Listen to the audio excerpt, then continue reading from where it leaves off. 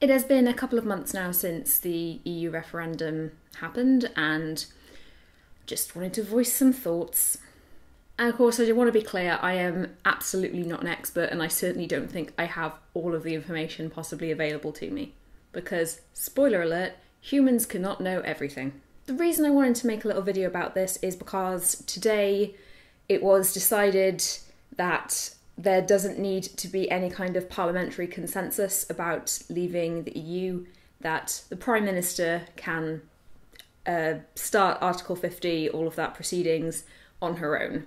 And legally, it all makes sense, but it's annoying because the reason we have lawyers is because the law written down doesn't always apply to every situation, so they have to work out how it would apply to that situation that it's now needs to be applied to. And sometimes people have differing opinions on how they should be applied, and that is when complicated legal proceedings happen, and also when people get annoyed. And I think annoyed is probably a good descriptor for how I'm feeling right now. As you can probably tell from how I'm talking about this, I voted to remain because I like the EU, quite simply. This video is not about that. It's not about why I voted remain. It's about why this is frustrating me right now.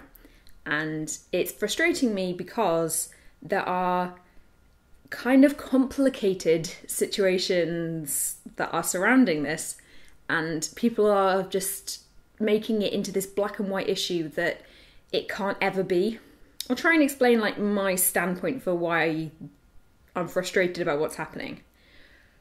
I feel like a lot of people voted based on false information. Not everybody who voted to leave voted because of things that were very recently, or in the last few months anyway, proven to not be the case.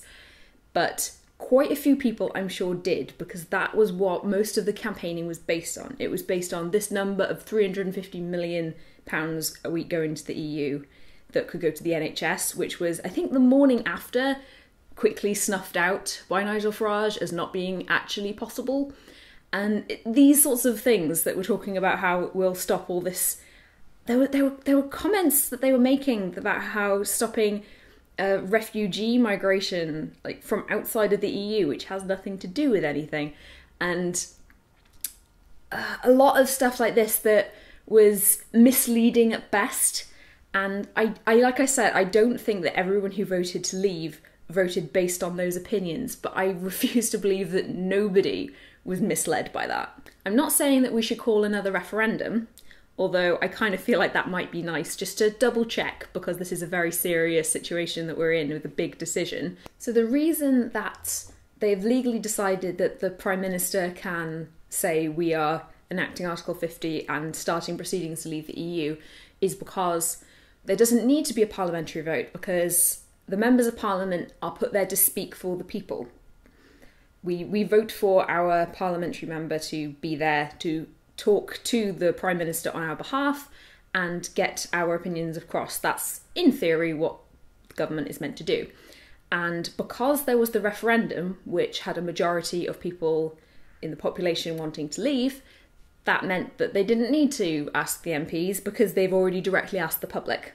That's the reason why, which, on the face of it, makes total sense, because why would you need to ask them again? But I feel you do need to ask them again because it isn't as simple as that, because there are some people in the population who were misled and some people who may have changed their minds from either side. And because this is taking so long to happen, and because even once it does get started, it's going to be another 2 years until we leave, this is a very long-term decision even in just leaving, let alone how that affects us over the coming decades. And people will change their minds, and I feel like it makes sense to be sure that everybody is certain that's the way they want things to go. As this whole thing has just been so upsetting, because it really makes me feel like the country that I've grown up in and always identified as a member of, and been not necessarily proud of that, but I've always felt British, and that's not been a bad thing.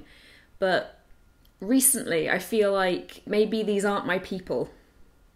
that maybe I think differently to the majority of the people in my country about people who are not the same as me, that apparently it's bad that they come here, that they are both taking all of the benefits from not working and also taking all of the jobs from working at the same time.